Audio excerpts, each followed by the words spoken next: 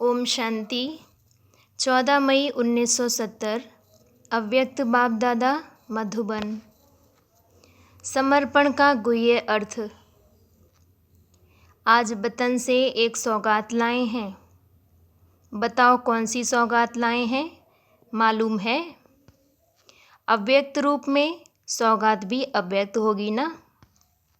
आज वतन से दर्पण ले आए हैं। दर्पण किस लिए लाया है? आप सभी जिस विशेष प्रोग्राम के लिए आए हुए हो वह कौन सा है? समर्पण कराने आए हो व संपूर्ण होने आए हो? वतन से दर्पण लाया है सभी को अर्पणमय का मुखड़ा देखने के लिए और दिखाने के लिए। समर्पण हो चुके, सभी हो चुके।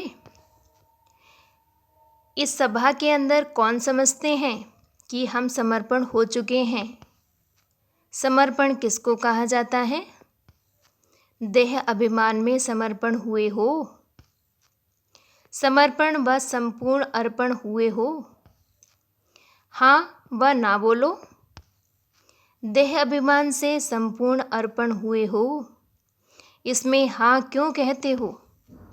स्वभाव अर्पण हुए हैं, इसमें पुरुषार्थ है। स्वभाव अर्पण का समारोह कब करेंगे? आप लोग कन्या समर्पण समारोह मनाने आए हो, लेकिन बाप दादा वह समारोह मनाना चाहते हैं। वह कब मनाएंगे? इसके लिए कहा कि दर्पण ले आए हैं। उसमें 3 बातें देख रहे हैं। एक स्वभाव समर्पण, दूसरा देह अभिमान का समर्पण और तीसरा संबंधों का समर्पण। देह अर्थात कर्मेंद्रियों के लगाव का समर्पण। 3 चीज़ें दर्पण में देख रहे हैं।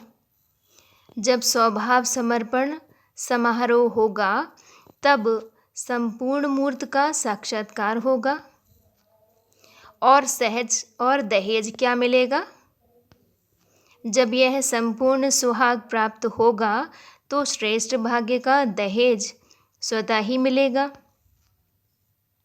अपने सुहाग सदा भाग्य। जो जितना सुहागिन रहते हैं उतना ही श्रेष्ठ भाग्यवान बनते हैं।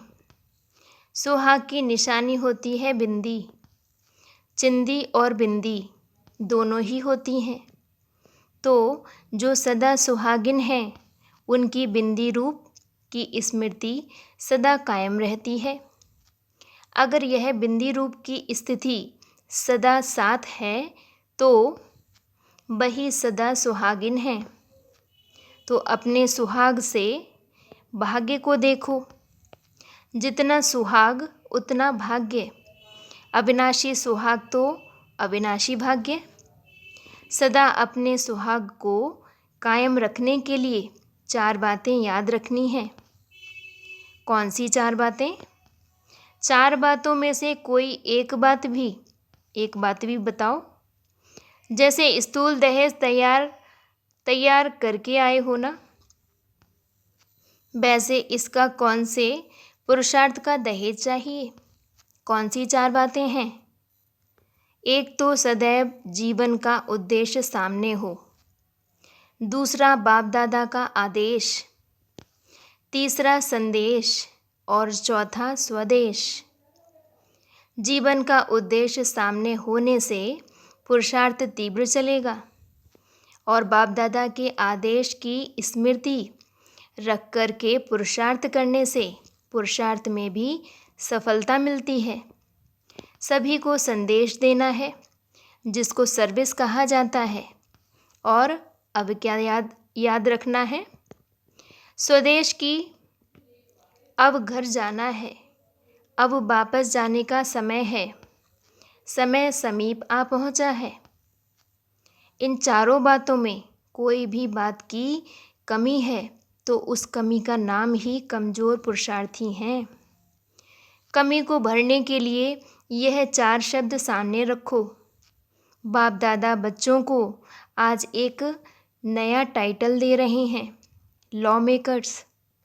वह लोग पीस मेकर्स टाइटल देते हैं, लेकिन आज बाप दादा सभी बच्चों को टाइटल देते हैं कि आप सभी लॉ मेकर्स हो।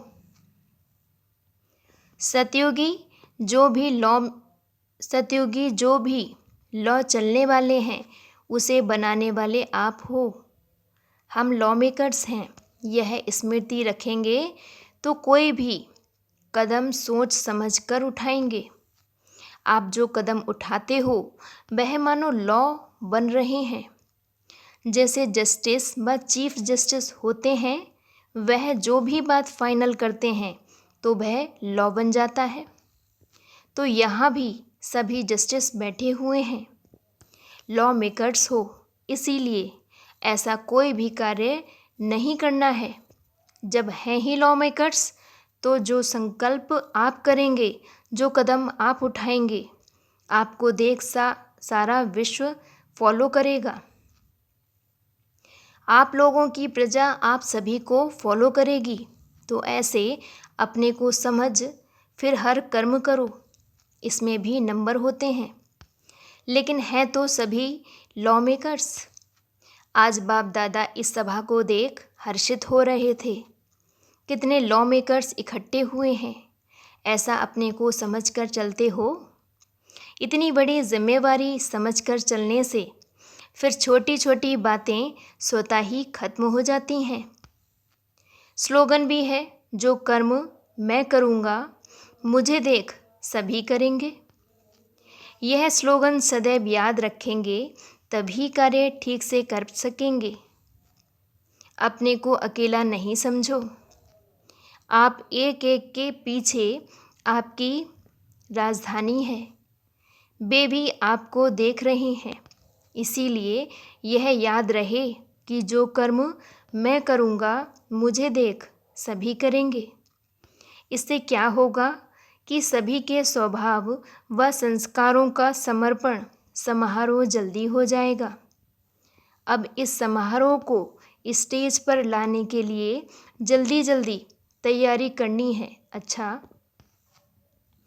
2 कुमारियों का समर्पण समारोह आज किस कार्य के लिए बुलाया है? सतयुग में माता पिता राज सिंहासन पर बिठाते हैं। संगम पर कौन सा राज तिलक मिलता है मालूम है? संगम का तिलक गाया हुआ है, वह लगाना है। संगम के तख्त नशीन हुए हो। सर्विस की जिम्मेवारी का ताज है, तख्त कौन सा है? संगम के तख्त नशीन होने के बाद ही सतयुग के तख्त नशीन होंगे। सर्व गहनों से श्रृंगार कर लिया है कि वह भी कर रहे हो। इस घड़ी गहनों से सजे हुए हो। संगम युग से ही यह सभी रस्म रिवाज आरंभ हो रही हैं, क्योंकि संगम युग है सर्व बातों का बीज डालने का समय। जैसे बीज बोने का समय होता है ना, वैसे हर दैवीय रस्म का बीज डालने का यह संगम युग है। बीज रूप द्वारा सर्व बातों का बीज पड़ता है। उस बीज रूप के साथ साथ आप सभी भी बीज डालने की मदद करना। आज के दिवस ऐसे ही साधारण फंक्शन नहीं हो रहा है, लेकिन सुनाया ना कि आप सभी लॉ मेकर्स हो। यह रीति रस्म का बीज डालने का दिवस है। इतना नशा है। इसकी सारी रस्म ब्राह्मणों द्वारा होती है। कितना बड़ा कार्य करने के निमित्त हो, विश्व को पलटाने के। कितने समय में विश्व पलटेंगे। अपने को कितने समय में तैयार करेंगे। एवर रेडी हो। आज सभी अपने को किस रूप में अनुभव कर रहे हो, किस रूप में बैठे हो? जैसा दिन वैसा रूप होता है ना। यह संगम की दरबार सतयुगी दरबार से भी ऊंची है। आज सभी अपने को सर्व श्रृंगार से सजे हुए देख रहे हो, या सिर्फ इन्हीं कुमारियों को ही देख रहे हो? आप एक एक के संगम युग के श्रृंगार सारी सतयुगी श्रृंगार से भी श्रेष्ठ हैं। तो बाप दादा सभी श्रृंगारी हुई मूर्तियों को देख रहे हैं। सतयुगी ताज, इस ताज के आगे कुछ नहीं है। संगम का ताज पड़ा हुआ है। यह ताज और तख्त सदैव कायम रहे, इसीलिए क्या प्रयत्न करेंगे?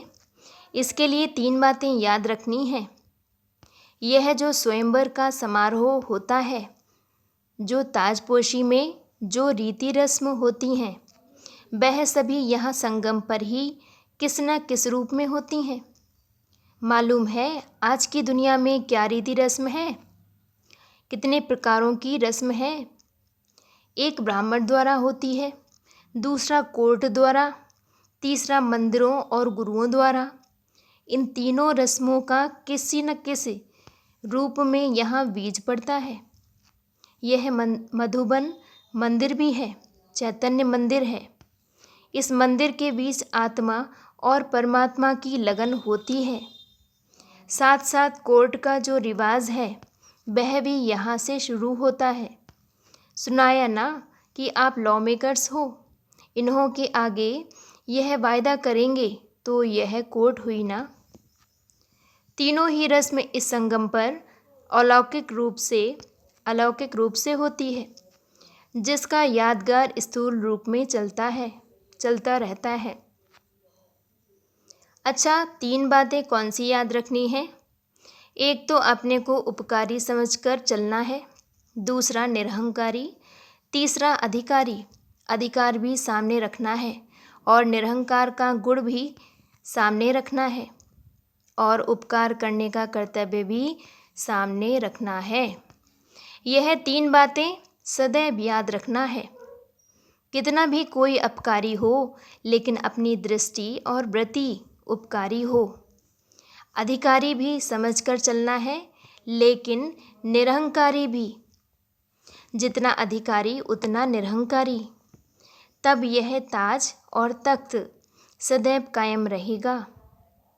समझा? अच्छा जी, ओम शांति।